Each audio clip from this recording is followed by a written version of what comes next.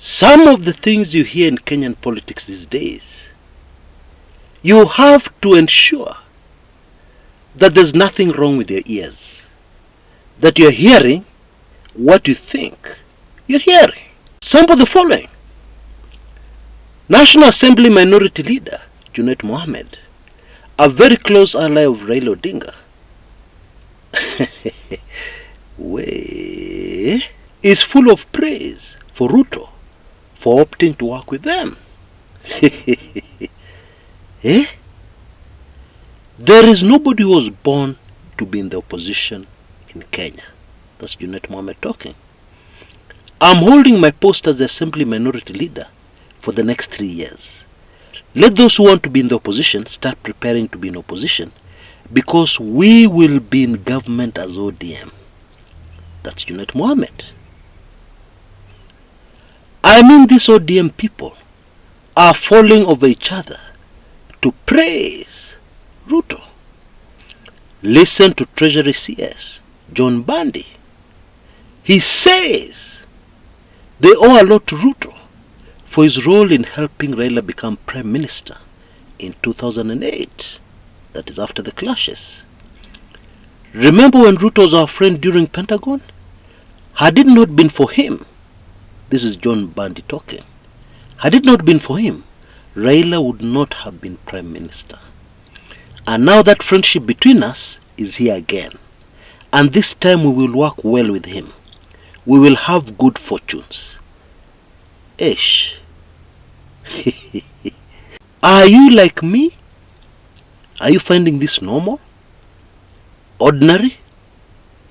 Or are you like me? You don't want to believe. But Bwana John Bandi is not done. He adds more.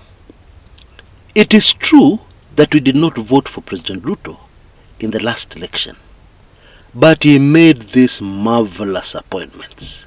Of course, they're marvelous. He's a CS now.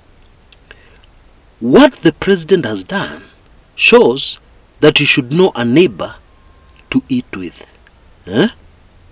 A neighbor to eat with. I'm quoting Bandi verbatim. Then there's the new ODM deputy party leader, a very fierce, controversial, no-nonsense man called Simbarati, who has said there is no problem if Ruto becomes part of ODM again. And in fact, he went further and welcomed him to walk the journey with them, with ODM, towards the 2027 general elections. Arati said that Ruto is a pioneer member of ODM, and therefore there's no problem if he becomes part of the party again. President Ruto, if you feel any discomfort in your party in 2027, please come to ODM. We will welcome you very highly. You're a pioneer member of the party. Hey, are you hearing all this? What is going on here? You know, a few moments before I came in to make this video, I received an angry call from a nice lady who was correcting me. She told me that not everybody cheered Ruto during his recent visits to Nyanza. And she has evidence of clips where Ruto is making a speech and the people are not interested, from Homa Bay and other parts of Nyanza. And so she concluded, Kumekucha Chris, your analysis of what is happening in Nyanza is wrong. Okay? Now, I believe this is where the problem is, because she's talking about the genuine feelings of the people on the ground. And I suspect she's one of those people on the ground, or she's very close to those people on the ground, and therefore she's right. However, the way our politics has always worked is that we have had leaders moving with us from one camp to another.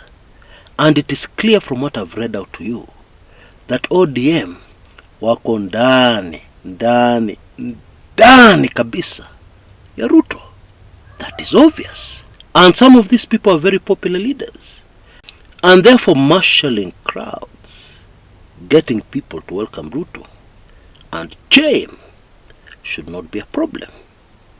However, this time round, vitu kwa ground are different. Because people are talking about a grand coalition, a grand alliance of Ruto and Luo Nyanza. And now with people like Arati in the mix, it seems the whole of Nyanza, people are talking about that.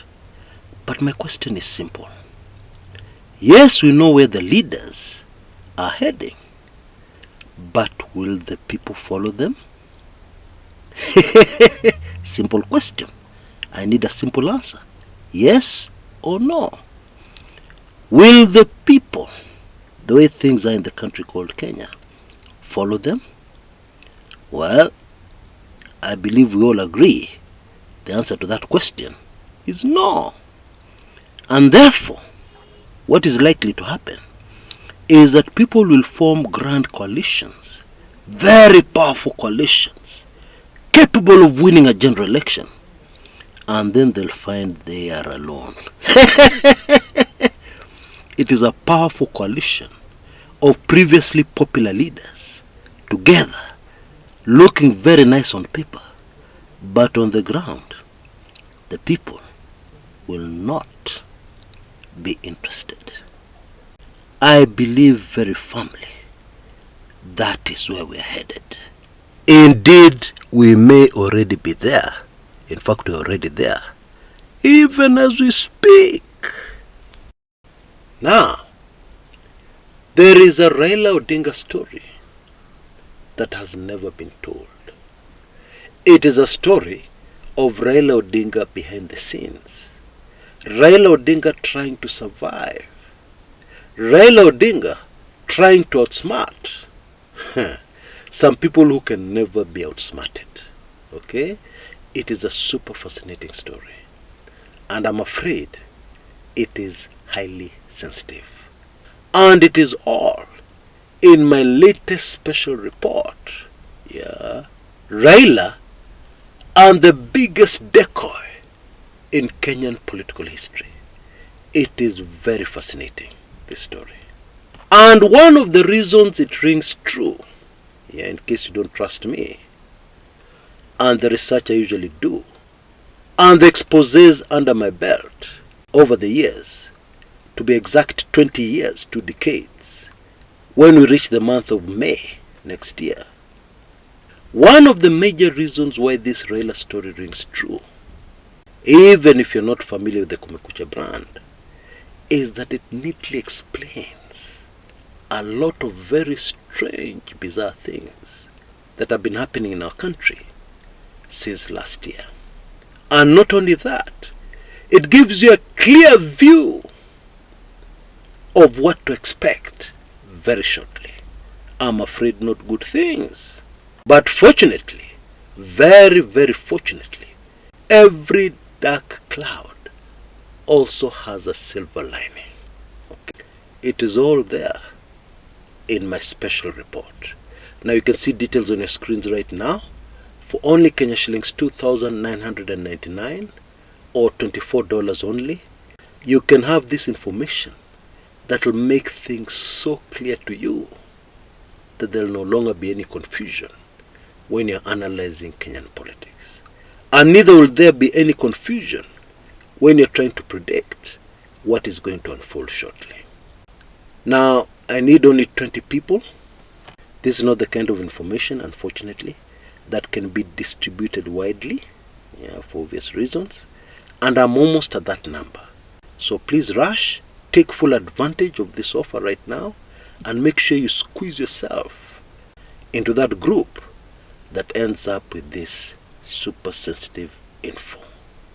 Until next time, this is Chris Kumekucha.